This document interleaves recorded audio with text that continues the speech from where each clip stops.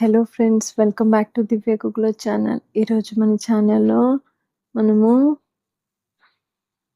Cauliflower curry ఎలా prepare చేయాలో తెలుసుకుందాము.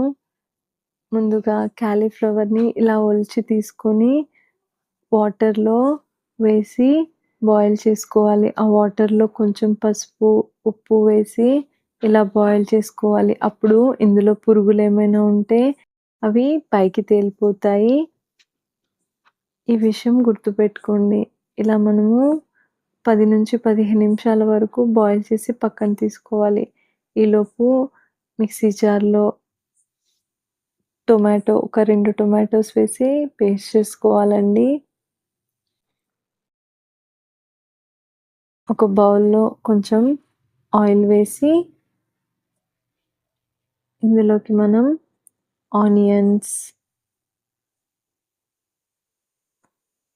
అలాగే కరివేపాకు ఉంటే అది కూడా యాడ్ చేసుకోవాలి. అలాగే పోపు గింజలు కూడా యాడ్ చేసుకోవాలి. ఒక 2 పచ్చిమిర్చి ముక్కలు ఇవన్నీ ఇలా యాడ్ చేసి వేయించుకోవాలండి. ఇలా వేగిన తర్వాత ఇందులో మనము టొమాటో పేస్ట్ 2 టొమాటోస్ తీసుకొని పేస్ట్ చేసుకోవాలి.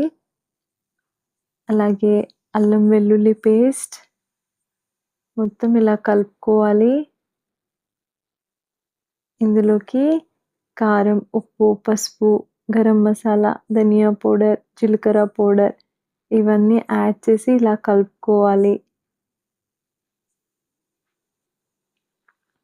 కలుపుకున్న తర్వాత బాయిల్ చేసినటువంటి క్యాలీఫ్లవర్ ముక్కలు వేసి ఇలా మొత్తము కలుపుకోవాలి. అలాగే కలుపుకున్న తర్వాత మనకి సూప్‌లా కావాలంటే కొంచెం వాటర్ అనేది యాడ్ చేసుకోవాలి.